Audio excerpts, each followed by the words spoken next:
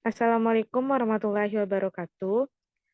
Kami dari kelompok 7 akan mempresentasikan materi mengenai proses interaksi sosial dengan mata kuliah Sosiologi Pendidikan sesi 103.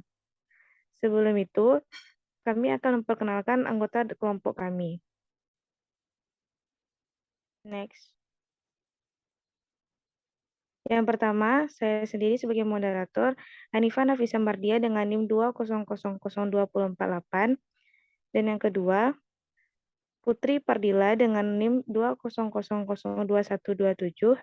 Dan yang ketiga, Sofi Taufikur Rahmi dengan NIM 200022065.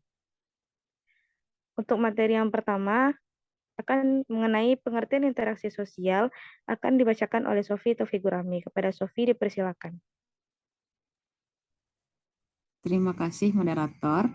Baiklah, saya akan membacakan materi yang pertama, yaitu tentang pengertian interaksi sosial. Interaksi sosial merupakan hubungan timbal balik antara individu dengan individu dengan kelompok, ataupun suatu kelompok dengan kelompok lain, yang dimana dalam hubungan tersebut dapat mengubah, mempengaruhi, memperbaiki antara satu individu dengan individu lainnya. Itu menurut Siti Mahmudah tahun 2019. Nah, di dalam interaksi sosial terdapat kontak secara timbal balik atau interstimulus dan respon antara individu dan kelompok. Di sini dijelaskan bahwa interaksi sosial merupakan hubungan timbal balik antara individu yang satu dengan yang lainnya, yang mana dalam hubungan ini terdapat suatu pesan yang disampaikan yang nantinya akan memberikan suatu respon dari pesan yang disampaikan ini terkandung suatu makna yang dapat mengubah, mempengaruhi, memperbaiki antara satu individu dengan individu lainnya, dan sebagainya. Interaksi sosial juga dapat diartikan sebagai hubungan-hubungan sosial yang dinamis. Hubungan sosial yang dimaksud dapat berupa hubungan antara individu yang satu dengan satu individu lainnya, antara kelompok yang satu dengan kelompok yang lainnya, maupun antara kelompok dengan individu. Nah, dalam interaksi juga terdapat simbol, di mana simbol diartikan sebagai sesuatu yang dinilai atau maknanya diberikan kepadanya oleh mereka yang menggunakannya. Selanjutnya, next, yaitu tentang syarat-syarat terjadinya interaksi sosial. Yang pertama, adanya kontak sosial. Kontak sosial berasal dari bahasa Latin atau kon, yang berarti bersama-sama atau berarti menyentuh. Secara etimologi, kontak artinya bersama-sama menyentuh. Secara fisiologis, kontak akan terjadi dalam bentuk sentuhan anggota tubuh. Nah, dalam konsep sosiologi, istilah kontak sosial akan terjadi jika seseorang atau sekelompok orang mengadakan hubungan dengan pihak lain, yang mana dalam mengadakan hubungan ini tidak harus selalu berbentuk fisik. Tetapi kontak sosial juga bisa terjadi melalui gejala-gejala sosial, seperti berbicara dengan orang lain melalui pesawat telepon, membaca surat, saling mengirimkan informasi melalui email, dan lain sebagainya. Sehingga kontak sosial dapat diartikan sebagai aksi individu atau kelompok dalam bentuk isyarat yang memiliki arti atau makna bagi si pelaku, dan penerima membalas aksi tersebut dengan reaksi. Sehingga kontak sosial terjadi tidak hanya tergantung dari tindakan tersebut, tetapi juga bagaimana dari tindakan tersebut timbul adanya tanggapan dari tindakan tersebut. Nah, kontak sosial dapat berlangsung dalam 3 bentuk menurut Sujono Sukanto, yaitu sebagai berikut. Yang pertama, antara orang per orang. Kontak sosial ini adalah apabila anak kecil mempelajari kebiasaan-kebiasaan dalam keluarganya. Proses demikian terjadi melalui komunikasi, yaitu suatu proses di mana anggota masyarakat yang baru mempelajari norma-norma dan nilai-nilai masyarakat di mana dia menjadi anggota. Yang kedua, antara orang perorangan dengan satu kelompok manusia atau sebaliknya. Kontak sosial ini misalnya adalah apabila seseorang merasakan bahwa tindakan-tindakannya berlawanan dengan norma-norma masyarakat. Nah, yang ketiga, antara suatu kelompok manusia dengan kelompok manusia lainnya. Umpamanya adalah 2 partai politik yang bekerja sama untuk mengalahkan partai politik lainnya. Nah, kontak sosial memiliki beberapa sifat, yaitu kontak sosial positif dan kontak sosial negatif. Kontak sosial positif adalah sosial yang mengarah pada suatu kerjasama, sedangkan kontak sosial negatif mengarah kepada suatu pertentangan atau bahkan sama sekali tidak menghasilkan kontak sosial.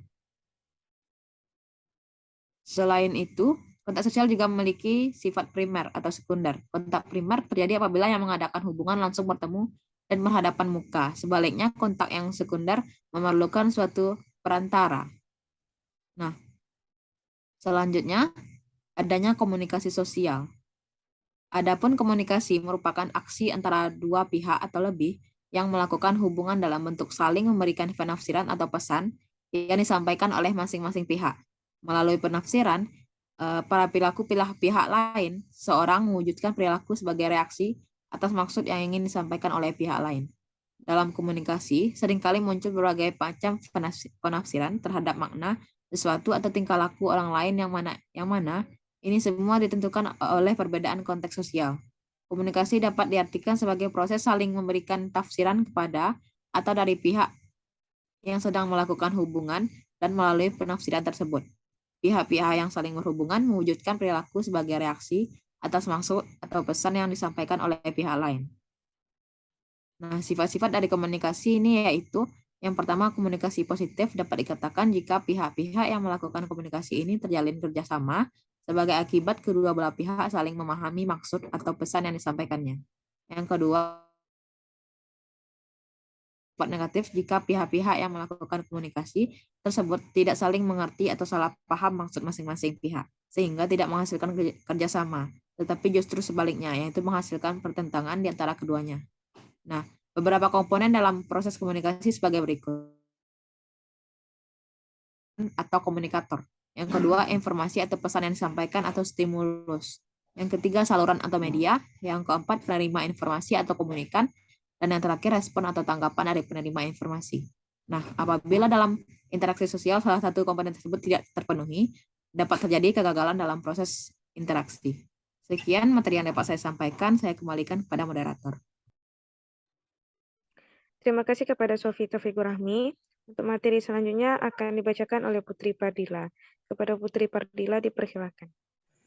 Baik, terima kasih moderator. Saya akan menjelaskan faktor-faktor yang mempengaruhi interaksi sosial. Yang pertama itu ada faktor simpati. Simpati merupakan suatu proses ketika seseorang tertarik kepada pihak lain terkait perilaku ada penampilannya. Yang kedua, empati merupakan kemampuan merasakan keadaan orang lain dan ikut merasakan situasi yang dialami dan dirasakan orang lain. Yang ketiga, ada imitasi merupakan proses meniru sikap, tindakan, tingkah laku, dan ikut merasakan situasi yang dialami atau dirasakan orang lain. Yang keempat, ada sugesti. Sugesti merupakan proses menerima sikap, pandangan, dan pendapat orang lain tanpa dipikir ulang. Kondisi tersebut dapat terjadi karena pandangan atau pendapat berasal dari orang yang berwibawa, memiliki kekuasaan, dan diakui oleh masyarakat. Selanjutnya ada motivasi. Motivasi merupakan dorongan, baik dari dalam diri seseorang maupun orang lain untuk melakukan tindakan. Selanjutnya ada identifikasi. Identifikasi merupakan kecenderungan atau keinginan dalam diri seseorang menjadi sama atau identik dengan pihak lain. Proses identifikasi bersifat lebih mendalam daripada imitasi. Dalam proses identifikasi, tidak hanya perilaku dan penampilan yang ditiru, akan tetapi kepribadian serta sifat-sifat orang lain juga ditiru sebagai pedoman bertindak dalam kehidupan sehari-hari. Selanjutnya, jenis-jenis interaksi sosial. Interaksi sosial yang terjadi dalam masyarakat heterogen dapat menyebabkan timbulnya beberapa jenis interaksi sosial. Adapun jenis interaksi sosial tersebut meliputi interaksi antara individu dan individu, individu dan kelompok, atau sebaliknya, serta kelompok dengan kelompok. Yang pertama, interaksi antara individu dan individu. Interaksi antara individu dan individu berarti individu menyampaikan informasi kepada individu lain. Dengan demikian, subjek dan objek interaksi sosial adalah individu. Yang kedua, interaksi antara individu dan kelompok. Berarti individu berperan sebagai subjek atau komunikator dan kelompok berperan sebagai objek atau komunikan. Yang ketiga, interaksi antara kelompok dan individu. Ini berarti kelompok berperan sebagai subjek dan individu berperan sebagai objek. Yang keempat, interaksi antara kelompok dan kelompok. Interaksi antara kelompok dan kelompok ini berarti kelompok berperan sebagai subjek dan kelompok lain sebagai objek. Baik, itulah materi yang dapat saya sampaikan. Saya kembalikan kepada moderator.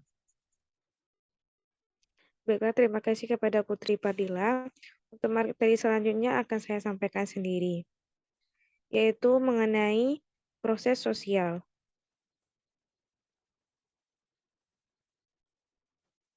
Hubungan sosial secara timbal balik dan transaksional mendukung terjadinya proses sosial. Proses sosial merupakan kegiatan interaksi sosial yang berlangsung dalam jangka waktu tertentu. Proses sosial secara garis besar dibedakan menjadi dua bentuk. Yang pertama, sosial asosiatif dan proses sosial disosiatif. Yang pertama mengenai proses sosial asosiatif. Proses sosial asosiatif mengarah pada persatuan dan dapat meningkatkan solidaritas sosial antar individu atau kelompok. Proses sosial asosiatif dapat diklasifikasikan menjadi 5. Yang pertama, akulturasi. Akulturasi merupakan proses penerimaan unsur-unsur kebudayaan asing menjadi bagian kebudayaan suatu kelompok tanpa menghilangkan kepribadian ataupun ciri khas kebudayaan asli. Yang kedua, asimilasi. Asimilasi merupakan proses peleburan dua kebudayaan atau lebih yang berbeda menjadi satu kebudayaan baru. Dan yang ketiga, amalgamasi. Amalgamasi yaitu meleburnya dua kelompok budaya menjadi satu sehingga melahirkan kelompok budaya baru. Yang keempat, kerjasama. Kerjasama yaitu suatu usaha bersama antara perorangan atau kelompok untuk mencapai tujuan bersama. Yang kelima, akomodasi. Akomodasi yaitu interaksi sosial antara individu dan kelompok dalam upaya menyelesaikan suatu konflik atau pertentangan. Adapun bentuk-bentuk akomodasi yang pertama toleransi, arbitrase, mediasi, adjudikasi, stalemate, dan koersi. Selanjutnya, proses sosial disosiatif. Proses sosial disosiatif merupakan interaksi sosial yang dapat menyebabkan perpecahan. Bentuk proses sosial disosiatif yang pertama, pertentangan. Pertentangan adalah suatu proses sosial ketika seseorang atau kelompok dengan sadar atau tidak sadar menentang pihak lain disertai ancaman atau kekerasan untuk mendapatkan keinginan atau tujuan tertentu. Yang kedua, kontravensi. Kontravensi adalah upaya menghalangi dan mengagalkan tercapainya tujuan pihak lain. Adapun bentuk kontravensi yang pertama ada fitnah, provokasi, dan intimidasi. Yang ketiga, persaingan atau kompetisi. Persaingan atau kompetisi adalah suatu proses sosial yang dilakukan individu atau kelompok untuk memperoleh kemenangan secara kompetitif tanpa menimbulkan bentrok atau kekerasan fisik. Baiklah, sekian presentasi dari kelompok. Jika ada salah, mohon dimaafkan. Assalamualaikum warahmatullahi wabarakatuh.